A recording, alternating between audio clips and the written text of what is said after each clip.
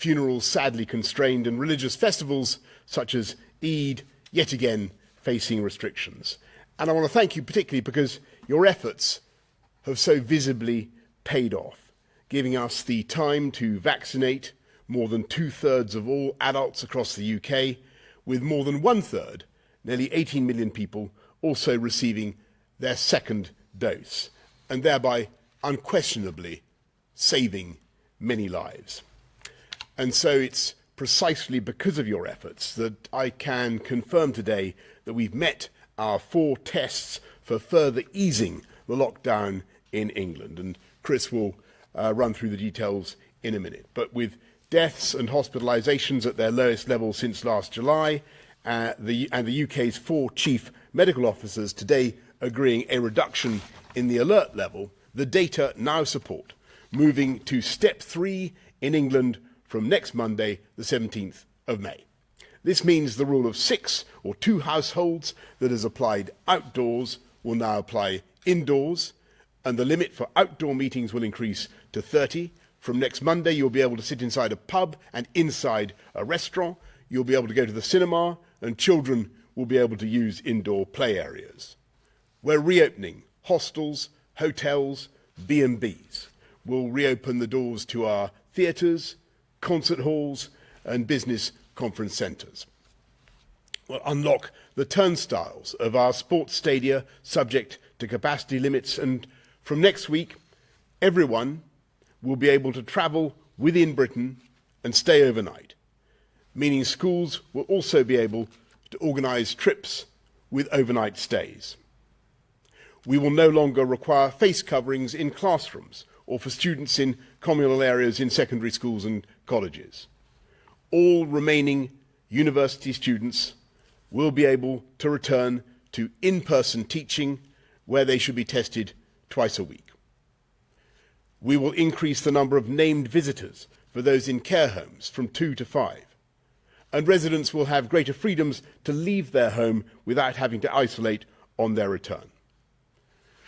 This unlocking amounts to a very considerable step on the road back to normality, and I am confident that we will be able to go further. Subject to the impact of step 3 on the data, we remain on track to move to step 4 on the 21st of June. And to give business more time to prepare, we'll be saying more later this month about exactly what the world will look like and what role there could be, if any, for certification and social distancing. And today, we're taking a step towards that moment when we learn to live responsibly with COVID, when we cease eventually to rely on detailed government edicts and make our own decisions based on the best scientific advice about how to protect our families and those around us. So from next Monday, we're updating the guidance on close contact between friends and family, setting out the risks for everyone to make their own choices. This doesn't mean we can suddenly throw caution to the winds. In fact, more than a year into this pandemic, we all know that close contact, such as hugging, is a direct way of transmitting this disease. So I urge you to think about the vulnerability of your loved ones, whether they've had a vaccine, 1 or 2 doses, and whether there has been time for that vaccine to take effect. Remember, outdoors is always safer than indoors. And if you're meeting indoors, remember to open a window and let in the fresh air. Keep getting tested regularly, even if you don't have symptoms, so you don't spread the virus without knowing it. And whatever you decide, I must ask you to continue to follow social distancing when not with friends and family, including in workplaces, shops, pubs, restaurants, and other settings. We only have to look at the very sad situation in other countries to see the lethal potential still of this virus, and we must continue to fight the spread of variants here in the UK. While we have no evidence yet to believe that these variants are completely vaccine resistant, we must remain vigilant. So, please remember, hands, face, space and fresh air. And as we mark Mental Health Awareness Week, perhaps also take a moment to check in on friends and family and see how they are doing after all that we have been through together. Or, if you're struggling yourself, get the support that you need. Today, we are announcing the single biggest step on our roadmap, and it will allow us to do many of the things that we've yearned to do for a long time. So let's protect these gains by continuing to exercise caution and common sense. Thank you, and over to Chris. Thank you, Prime Minister. The ministers actually set out 4 tests for moving between the stages, and I'd just like to lay out the data behind each of these tests. First slide, please. So the first test was that the vaccine deployment programme continues successfully. And I think it's very clear to everybody in the UK that this has been very successful. A steady rollout for people for their first vaccination, so we now have just over 2/3 of people have had a first vaccine in terms of adults, and just over 1/3 of adults have had a second vaccine already, starting with the most vulnerable. And this continues thanks to the extraordinary efforts of the NHS. Next slide, please. The second test was that evidence continues to show that vaccines are sufficiently effective at reducing hospitalisations and deaths in those vaccinated. There were original trial data. We now have very clear data from real-world settings, and some of that was published, further data was published by Public Health England today. And this shows that there is somewhere between a 55 and 70% reduction in terms of symptomatic disease for people who've had a first vaccine, around a 75 to 85% reduction in terms of hospitalisation, and around a 75 to 80% reduction in the chance of someone dying after they've had the first vaccine. We also have data, particularly from the Pfizer vaccine.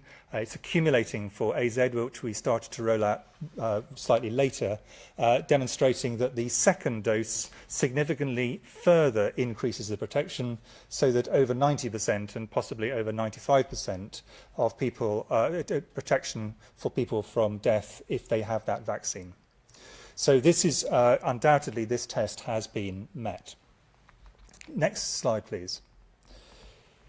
There is, however, an important point to make on this, and that is that we know that the mortality, the chance of dying, and the chance of having severe disease is much more weighted towards people who are older or have pre-existing health conditions. And on the left-hand side of this graph, what we have is over the period of this pandemic, the total number of people who have sadly died of COVID in England. And what you can see is the red line demonstrates the age group to which we've got. So the majority of people in every age band over the age of 40 have now had a first vaccine, and a significant proportion of those at the top end of this have had a second booster dose. And they have got a lot of protection, but remembering this protection is not 100%. But on the right, what you see is the total number of people who actually have cases of COVID. And what this shows is that a substantial proportion of the people who catch COVID, and some of whom will get significant long-term problems themselves, but also who transmit COVID, have not yet been vaccinated. This tells us a very positive thing, that a lot of protection to those who are most vulnerable, but additionally it makes clear why it is that if we go too fast at this stage, when things have gone so well thanks to the efforts of the entire population, that there is a risk of significant spread amongst those in the younger age groups. Next slide, please. The third test is that infection rates do not risk a surge in hospitalisations that would put unsustainable pressure on the NHS. And as the Prime Minister has said, the view of all the Chief Medical Officers for England, Scotland, Wales and Northern Ireland, and of the Medical Director of the NHS, based on advice from JBC, is not only that rates in hospital are very low, which we can see in this graph, showing there's been a steady decline and the number of people who've dying from COVID is now very small indeed, thankfully, in the UK, but that we do not think there is a likelihood in the next period after this upsurge of seeing a significant increase in pressure on the NHS, although some increase in transmission should be assumed as a result of the opening up that the Prime Minister has laid out. Next slide, please. The final test, and in a way the most difficult test, is the assessment of the risk from variants of concern. These are new variants of COVID, which might be one or other or both of either more transmissible than existing ones, and everyone in the country will remember that when the B117 variant first started emerging in Kent, it then spread incredibly fast, so more transmissible ones are potentially a problem, or ones which could cause problems with vaccination. And we do have some confidence that the vaccines we have provides a reasonable degree of protection from severe disease, but that can be reduced with some of the existing variants, including the one B1351, first described in South Africa, but others could emerge, or we might get more transmissible ones, and we have a concern at the moment about a variant called B1617.2, rather snappy name, first described from India. And this is actually spreading from very small amounts, but it is beginning to spread in certain parts of the country, and we need to keep quite a close eye on this. So the point about this is the threats are significantly reduced, but there are still some residual issues that we need to keep a very close eye on, and therefore we need to go carefully and steadily, as the Prime Minister has said. Thanks very much, Chris. Patrick, anything to add at this stage? Then let's go to members of the public. Anne from York. What proportion of recent daily infections is found to come from variants of concern other than the Kent variant? Chris, I think I'm going to pass that one to you. Yes, the numbers in terms of actually how many there were in the last slide, so I think people may want to look at the exact numbers. The proportions at the moment are less than 5%, are variants which are the not the B117, the Kent variant, which is the dominant one in the UK. But that's changing the whole time. Most of them are currently relatively stable. They're not increasing at a great rate. The one that is slightly concerning us in terms of increasing as a proportion is the variant which has been described from India, and that is in certain parts of the UK, and that does appear to be increasing, but from very low levels over the last 2 weeks. Thanks very much, Anne. Thank you, Chris. Francis from Lincoln. With the roadmap set to open up for physical contact, e.g. hugs, from the 17th of May, how are you planning to protect the unvaccinated under 40s teachers and support staff who will undoubtedly feel the consequences of this?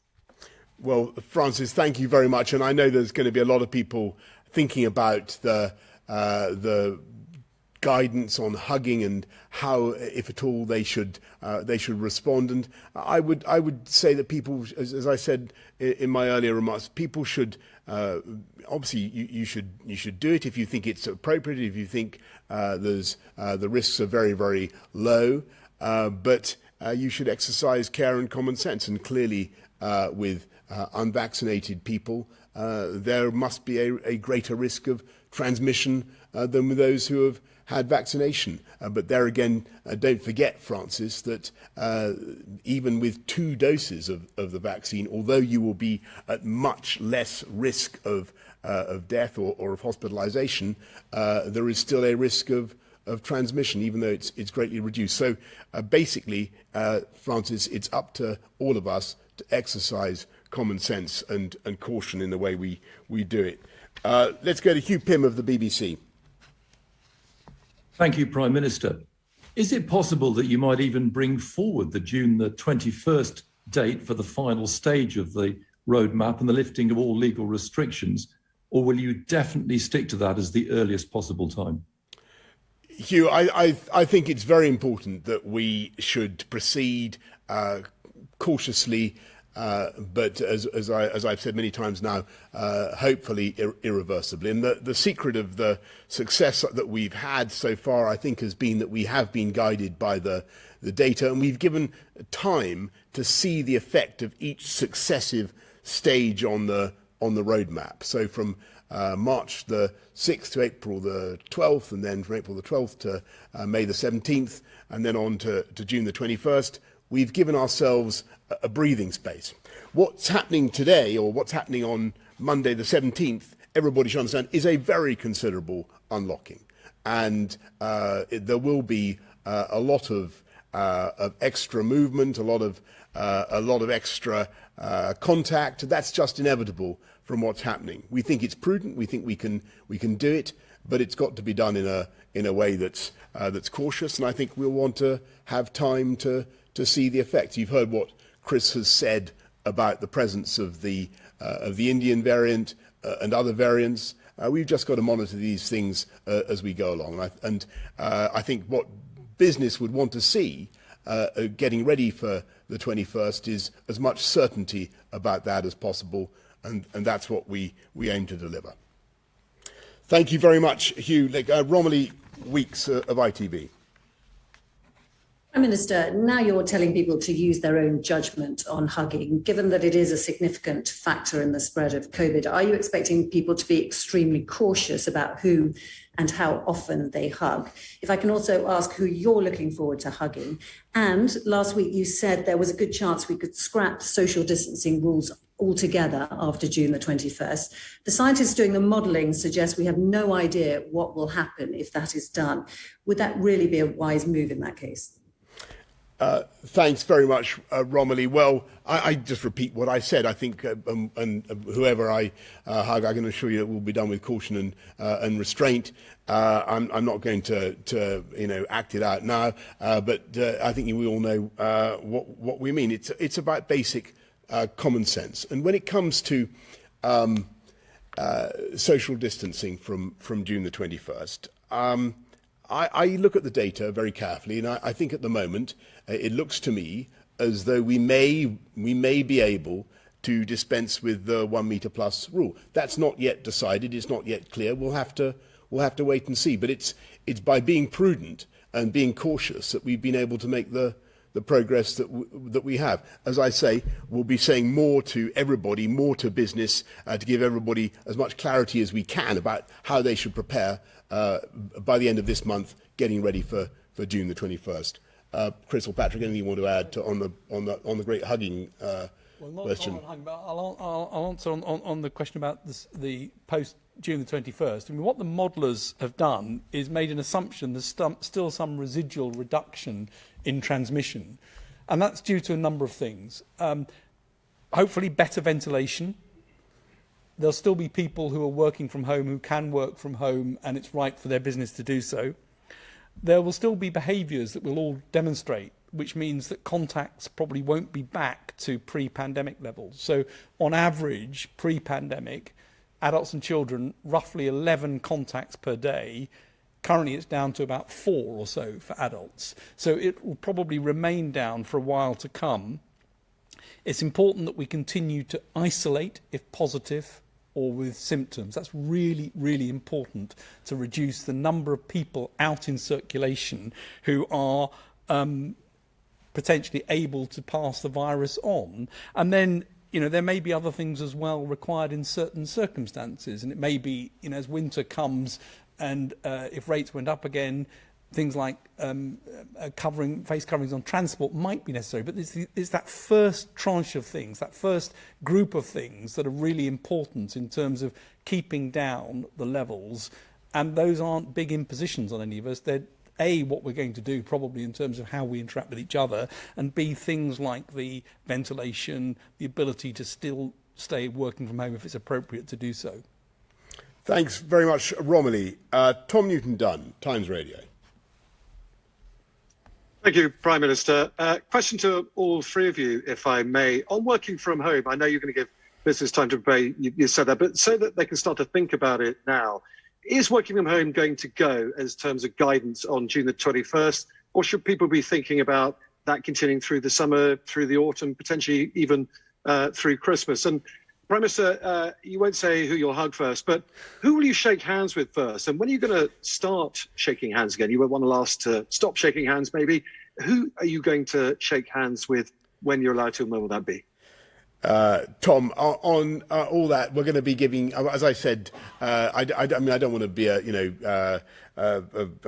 your question's a very good one, but I think we're going to wait and give you more detail and more guidance about exactly what we mean by the end of social distancing later this month. I'm optimistic that things will get back much closer to normality, let me put it like that. But clearly people are going to continue to want to exercise their own judgment, their own discretion for a long while to come.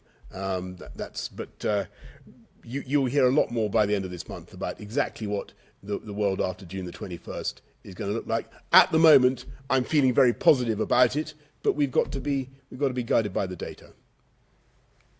Anything to add on that? Thank you very much. Jason Groves, Daily Mail. Hi, thanks, Prime Minister. Can I ask the scientists, given the excellent data we're getting on the success of the vaccines, could this now potentially be the last lockdown that we see, barring the emergence of any terrible new variant? And Prime Minister, can I just pick you up on that last point? You've said in the past that you would like to see people back at their desks at the end of all this. Is that how you see the future? Do you think people can work as effectively there, or is working from home got a big part to play in the future still? Last lockdown, Chris Patrick. Well, I mean, as the Prime Minister said, this is a big step that's being taken now. The step 3, lots of things are starting up again. Over the next month, there'll be many more people vaccinated. So the balance is between opening up and getting enough people vaccinated to be protected. So it's important that we don't get out of step with that and go ahead of ourselves. I think things are really pointed in the right direction. We'll have a much clearer idea of the effects of step 3 in mid-June, so we'll know what effect that's had. But everything is pointed in the direction that the vaccines are producing very effective reduction in hospitalisations and death, as Chris has said. We know that they're also reducing onward transmission. All of that points to this now being a much smoother path. It points to a lower increase than you might otherwise have expected with another wave. And things, if they carry on without variants, are definitely pointed in the right direction. Yeah, and Jason, on your point about what's the world going to look like? Are people going to get back to work? Do we want people to get back to work? Well, I just remember when I was running TfL, I think I've made this point before, observing a sort of paradox of transport, which is that the more people can communicate remotely with brilliant electronic devices, the more able they are to meet other people over the internet or through the ether, the more reasons they actually find to meet face to face. And I'm pretty certain, and I know this is contested, but I'm pretty certain that eventually our town centres are going to be, our city centres are going to be full of bustle, full of people wanting to interact again in the way that they always have done. Now, I might be mistaken in that belief, but I've a long experience of watching the way great metropolises operate. Leads me to suppose that is what will happen. Seb Payne of the Financial Times.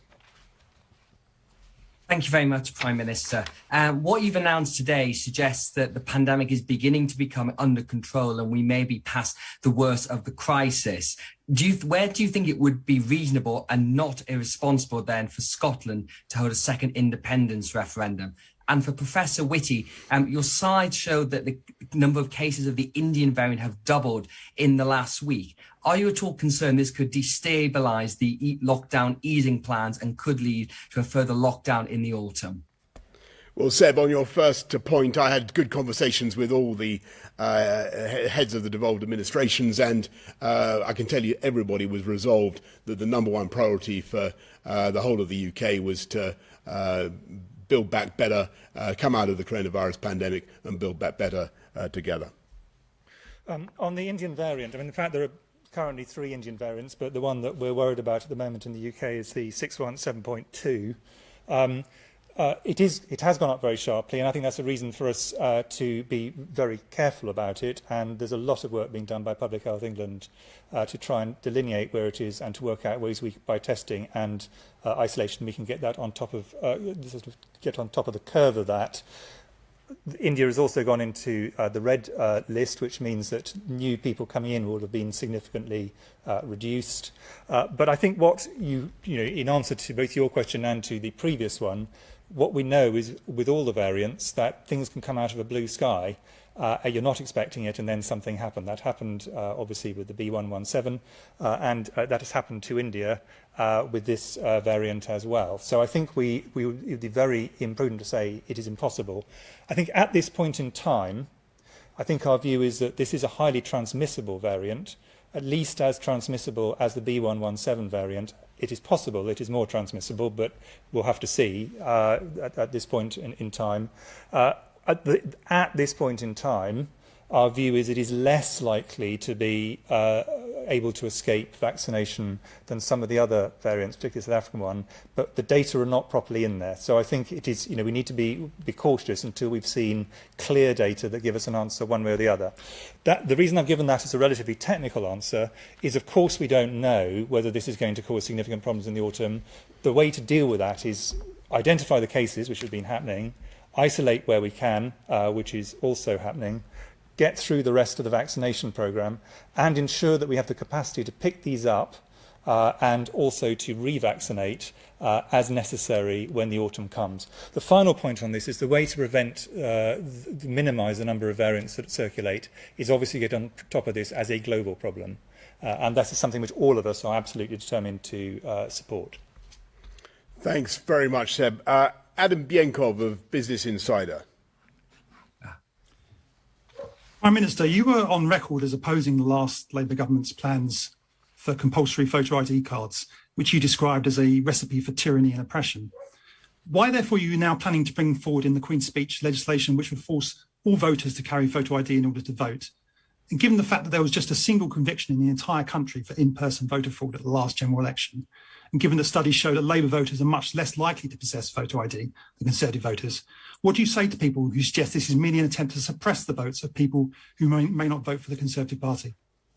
Adam, I would say that was complete nonsense, and what we want to do is to protect democracy, the transparency and the integrity of the electoral process, and I don't think it's unreasonable to ask first-time voters to produce some evidence of identity. So that's the reason. Okay, everybody, thank you very much indeed. Thank you.